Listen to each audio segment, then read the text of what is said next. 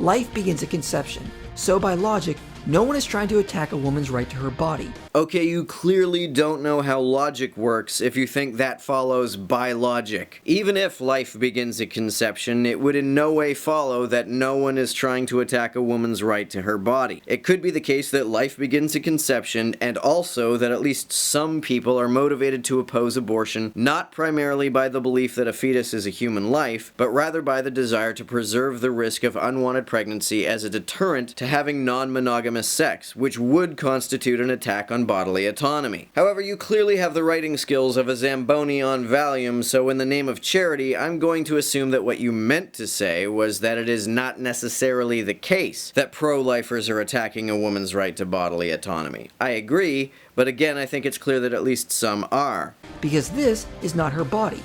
It is a new human with its own body currently developing, just like a 3-month-old is and a 3-year-old is. No. Not just like a 3-month-old or a 3-year-old is. There's at least one important difference, that being that a 3-month-old or 3-year-old doesn't have to push its way through anyone's birth canal against their will in order to continue their existence. Until the pro-abortion crowd can provide any scientific evidence that a fetus is part of the woman's body, they cannot say the pro-life movement is an attack on a woman's use of her body. IP says that the fetus is not the woman's body, as though it has nothing to do with her body and places no burden on it whatsoever. The mere fact that a fetus's survival requires a woman to endure the birthing process makes her pregnancy a bodily autonomy issue. This is not a bodily autonomy issue because the fetus is part of the woman's body. It's a bodily autonomy issue because of the effects the fetus has on the woman's body. If someone believes that a woman ought to be forced to give birth against her will, I would consider that to be an attack on her bodily autonomy. Call me crazy.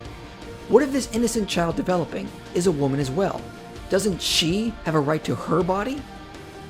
Supposing we go off this unfounded principle that the fetus is the mother's body, aren't there also situations in which even abortion advocates themselves would say it is immoral to have an abortion? For instance, what if a fanatic mother prefers to have an abortion just because the fetus will grow up to be a girl? What if in the future it could be determined in the womb whether someone will grow up to be gay or straight?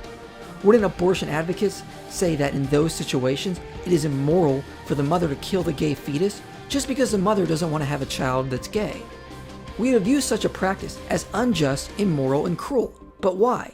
Does this mean the fetus has rights in those circumstances which supersede the rights of the mother? No. I would consider sex-selective abortion to be immoral, but would the fact that the person who wants the abortion has immoral motivations justify forcing her to give birth against her will? In my opinion, no. Forcing her to give birth against her will is even more morally reprehensible than sex-selective abortion. Shouldn't we recognize that all fetuses, per se, have some intrinsic worth? I think we should place some value on fetuses, yes, but I don't value any fetus so much that I think its preservation justifies forcing anyone to give birth against their will.